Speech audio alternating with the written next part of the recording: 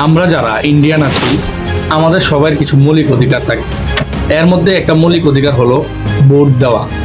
যেই ভোটের মাধ্যমে আমরা ডিসাইড করি যে সামনে সরকার কি কে হবে এবং আমাদের দেশের জন্য আমাদের জন্য যারা কাজ করবে আমরা তাদেরকে ভোটের মাধ্যমে নির্বাচন করি। সেই ভোটটা যদি চুরি হয় তাহলে আপনাদের কেমন হবে?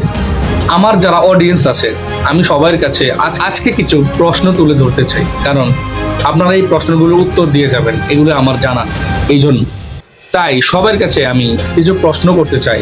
সেই প্রশ্নগুলি হলো, আমাদের ভোট দেওয়া মৌলিক অধিকার, সেই ভোট যদি চুরি হয় তাহলে সেই বিষয়ে আপনাদের কি বলা আমাকে অবশ্যই কমেন্ট করে জানাবেন।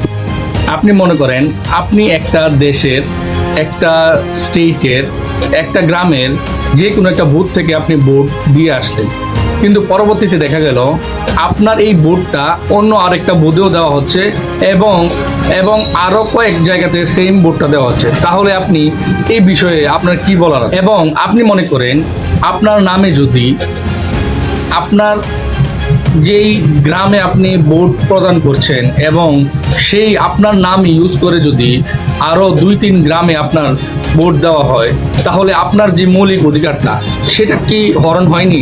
সেটা কি আপনার থেকে ছিনিয়ে নেওয়া হয়নি? এই কিছু প্রশ্ন আমার ছিল, যে প্রশ্নগুলির উত্তর যদি আপনারা আমার কমেন্ট বক্সে দিয়ে যান তাহলে আমি খুব খুশি হব। আমার যারা অডিয়েন্সরা আছেন তাদের কাছে বলছি।